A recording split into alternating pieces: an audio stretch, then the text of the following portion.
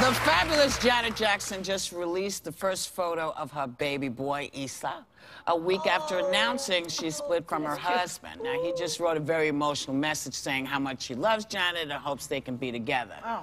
Now, I hear he's a billionaire. Yes. Is that what you Saying. Yeah. Is that true? Yeah.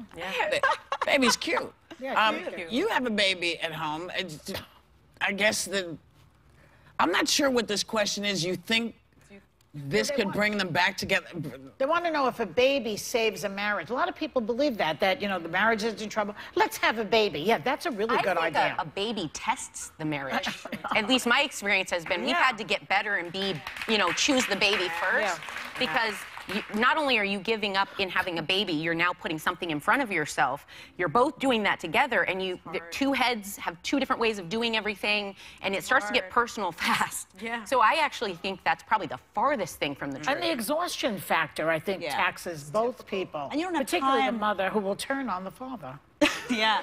Because of that. Oh, I know. Did you struggle? I mean, I don't have kids, but is there a struggle initially to find time for the couple? Because you have time for yourself, and then you have the baby first, then you have time. You have no time for yourself. Right, and then how do you there's only baby. How do you make time for the couple to do couple things to keep them bonded? Although I think you should be putting that as a priority, for us, couple went third, because you are surviving with baby, then you fight for a little bit of time for sanity for yourself, and then the couple part is like a luxury. My daughter, after she had a baby, she realized, she said, you gave up your life so that they may live, basically. Yeah.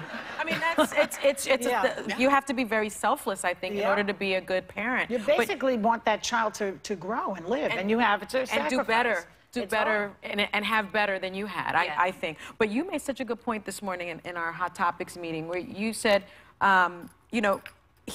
they were so different, from such different background. He's an observant Muslim. She is a Jehovah's Witness. She grew up in the United States. He grew up in the Middle East. And he seemed to want her to change and to be a different person. Yeah. And you thought that? Like what? What did he want her to do? I don't know, but I just think when when you get with a successful woman, she was like that when you got there. Yeah, she was successful when you got there. And so she's made a lot of, she's from what I've read, I haven't asked her about this, but she's done some of the more formal things needed to be done for him.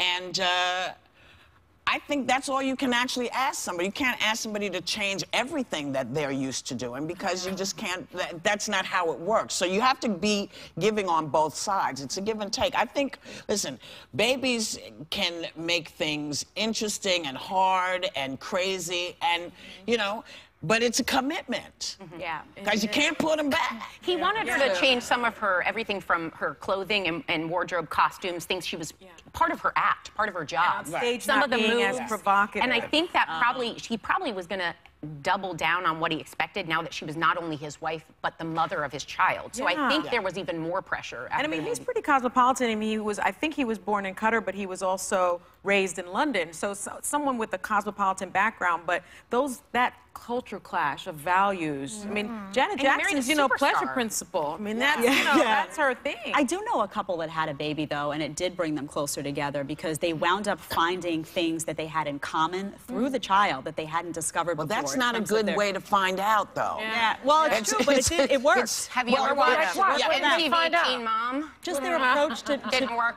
Approach to handling situations, just visions they had for the future, that once they had this baby sort of brought them closer together. It was interesting to see, because they weren't on the same page a lot. If it worked so well, the Duggars must be the happiest couple that I've ever seen. I mean, can you imagine how happy they are? That's a whole other conversation. We'll be right back.